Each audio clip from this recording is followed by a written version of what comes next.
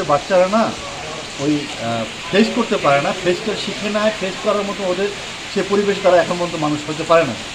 যেমন আমার মেয়েটা স্কুলে চলাকালীনই ও সামনে একটা বাচ্চাকে স্কুলে রিক্সা উঠে দিয়ে দিয়েছে। বাইরে ঢোকার আগে দেখলো যে বাসায় মানে স্কুল ঢুকলো যে স্কুলে আগুন লাগছে। ও পরে নেক্সটে বাসা চলে গেছে, বাসা যাওয়ার পরে আম্মুকে কান্না করতেছে, আম্মু স্কুলে আগুন লাগছে। ও কোনো ফেস করে নাই, বাট ওই ক্ষেত্রেও সে নার্ভাস হয়ে গেছে। আসলে বিষয়টা হলো গিয়া যতটুকু হয়েছে তার চেয়ে নার্ভাসই বেশিটা হয়ে গেছে আর কি। এখনকার বাচ্চারা ওইটা আপনার ধারণ ক্ষমতা কম, এখনকার বাচ্চারা আসলে ওইরকমই নিতে পারতেছে না, যে কোনো ফেস হতে পারছে না, ফেস হয় না, যে পরিস্থিতি মোকাবেলা করার মতো শক্তি ওদের এখনও নাই।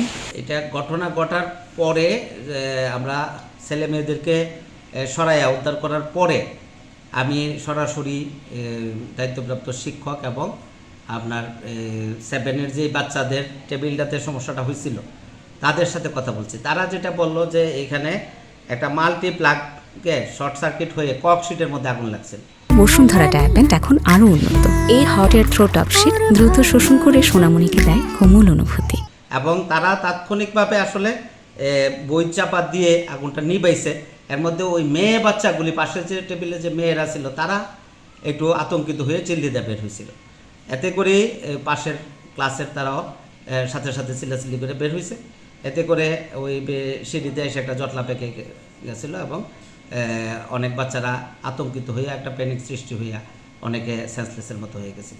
সদর হাসপাতালে মোট 12 জনকে ভর্তি করা হয়েছিল। 12 জনের মধ্যে একটা ছেলেকে একটু উন্নত চিকিৎসার জন্য ডাক্তাররা পরামর্শ দিল তাকে টাকা পাঠিয়ে দিলে ভালো হয়। তখন আমরা তাৎক্ষণিক শিক্ষক এবং অভিভাবকের সমন্বয়ে অ্যাম্বুলেন্স দিয়ে পাঠাই দিই এবং রাস্তায় আমরা বারবার খবর নিচ্ছি সে অনেক ইমপ্রুভ ইনশাল্লাহ। ওই সময় তার একটু খেসকি টান ছিল, এখন সেই সমস্যাটা নাই। আর দ্বিতীয়ত হাসপাতালে আরও 11 জন ভর্তি ছিল, ইতিমধ্যে 2 জন রিলিজ নিয়ে বাসায় চলে গেছে, আর 9 জন আছে এবং এর মধ্যে আরও কয়েকজন নিজেরাই চলে যাওয়ার জন্য করতেছে এবং ডাক্তাররা একটু ওই যে স্যালাইন পুশ করছে।